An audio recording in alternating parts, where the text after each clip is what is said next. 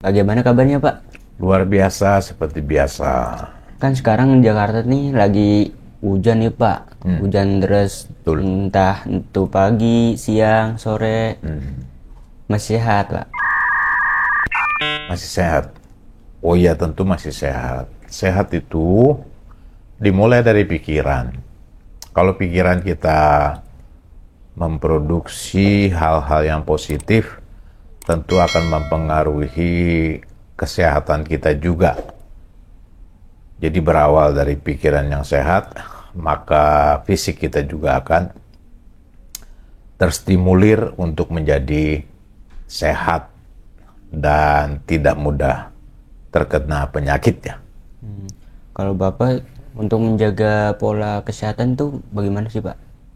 Biasa saja kita makan makanan yang memang cukup, bergizi, lalu istirahat yang cukup, dan juga menghindari makanan-makanan atau minuman-minuman yang kita konsumsi yang tidak diperlukan oleh tubuh agar kita punya stamina yang lebih bagus. Karena tubuh ini memerlukan asupan.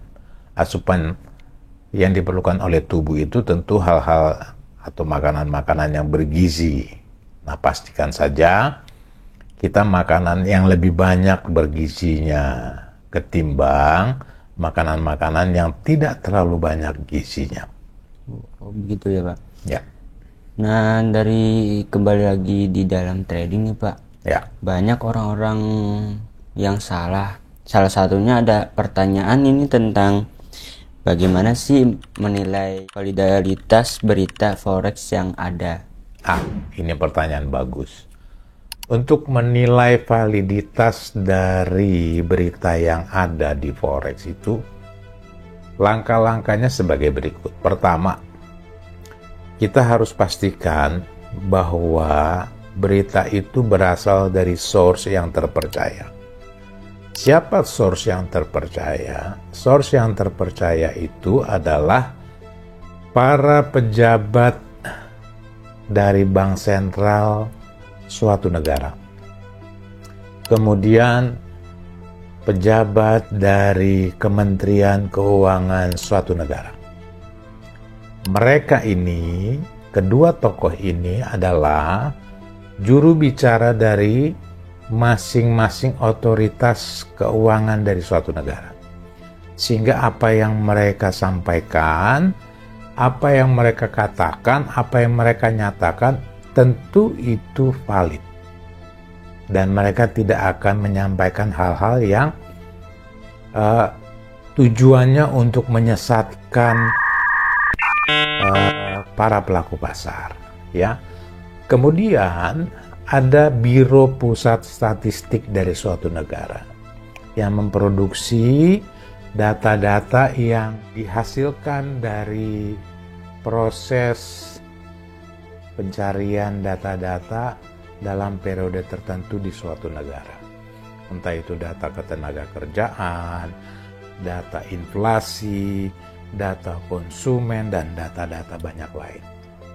Nah, menurut saya, ketiga badan itu, Bank Sentral, pemerintah, CC Menteri Keuangan atau pejabat keuangan, dan Biro Pusat Statistik dari suatu negara itu adalah kontributor yang valid nilainya dalam menyampaikan informasi.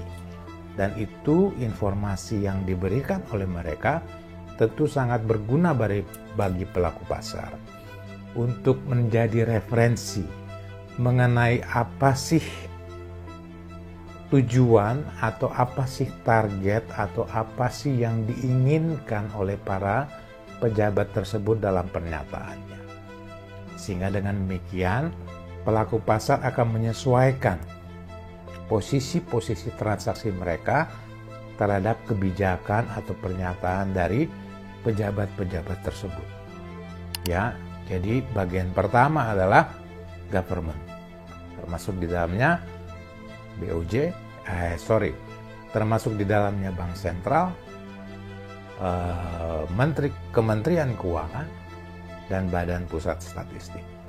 Kedua adalah source yang berasal dari kontributor berita yang terpercaya, yang kelasnya internasional, yang kita tahu seperti Reuters, Bloomberg, CNBC, dan lain-lainnya juga ya. Tetapi kita harus pastikan bahwa kontributor tersebut adalah kontributor yang standar, yang disukai atau dipakai oleh pelaku pasar untuk mendapatkan berita-berita yang terpercaya. Termasuk di dalamnya adalah mengenai analisis yang disampaikan oleh kontributor dari media tersebut. Karena mereka tidak akan asal-asalan ketika mereka menyampaikan atau menuliskan satu artikel yang berasal dari kontributor-kontributor mereka.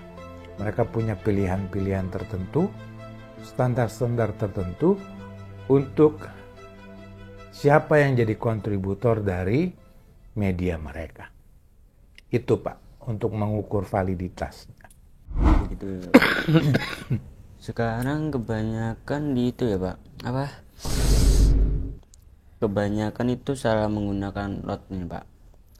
Bagaimana sih untuk mengatur lot agar tradingnya itu aman? Oke.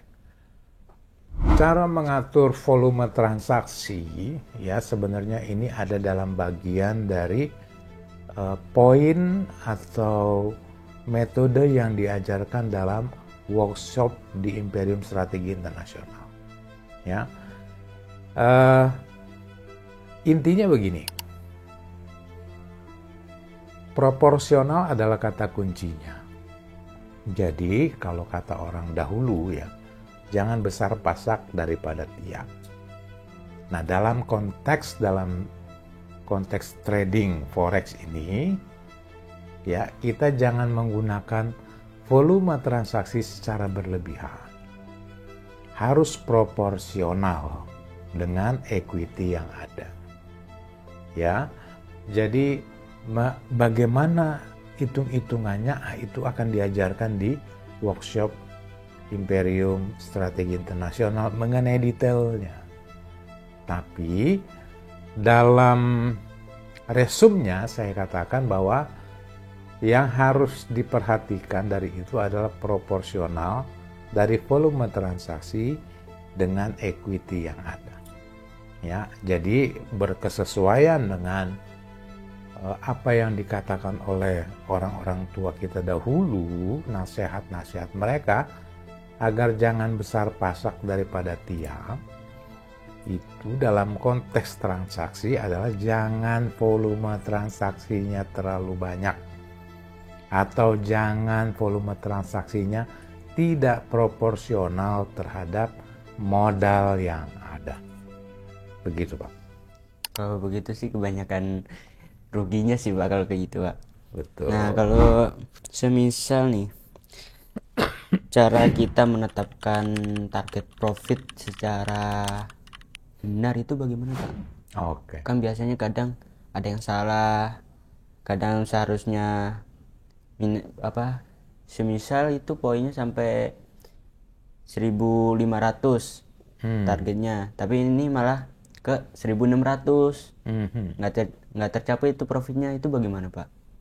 Oke, cara menentukan profit sebenarnya relatif ya, tergantung dari kebutuhan masing-masing trader itu. Ya, ada yang dia mau dapatnya nggak usah terlalu banyak, tapi sering.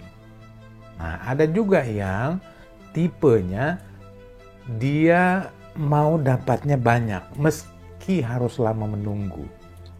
Nah, jadi dengan dua model seperti ini dapat kita simpulkan bahwa berapa sih target profit yang ideal itu, maka dikembalikan ke masing-masing dari tradernya sendiri. Apa rencana awalnya? Jadi, kalau rencana awalnya dia mau dapat sedikit-sedikit tapi sering, ya udah tetapkan seperti itu seterusnya atau dalam tempo interval waktu tertentu. Tapi kalau misalnya dia memang dari awalnya sudah setting, oh saya mau transaksinya, nggak apa-apa dapetnya, nggak apa-apa dapet, saya mau dapetnya banyak dan nggak apa-apa waktunya lama. Maka tetaplah begitu, jangan berubah-berubah di tengah jalan. Sebentar mau long term, sebentar mau scalper, sebentar mau long term. Akhirnya kacau. Jadi menurut saya, sebelum kita menentukan transaksi apa dan apa posisinya, pairnya apa, maka kita juga sudah siapkan mengenai sampai berapa profit yang kita inginkan. Tentunya alat bantunya adalah hal-hal teknis ya. Dalam hal ini bisa menggunakan support dan trend line ya. Dan bisa juga ada yang menggunakan ini untuk yang long term ya. Mereka menggunakan kalau misalnya kebijakan yang diambil oleh bank sentral tertentu X ya, dia mau tunggu sampai nanti kebijakan tersebut berubah baru dia close posisinya, silakan saja. Jadi intinya adalah bahwa target profit itu yang relatif itu harus disiapkan sejak dari awal trading. Bukan secara impulsif yang di tengah-tengah baru merasa ini udah oke, atau ini kurang, atau ini udah cukup. Nggak boleh begitu sebenarnya. Berarti kan harus yakin ya Pak. Berarti ya semisal ngomongnya A ya harus A, nggak usah B gitu. Seyogyanya harus begitu. Pola candle itu hanya alat bantu saja. Kalau ada bullish engulfing, oh pasti naik gitu. Hasilnya turun. Oh ini bearish engulfing, ini akan turun. Ternyata tidak demikian. Menurut pengalaman saya, itu hanya berguna untuk entry dan exit.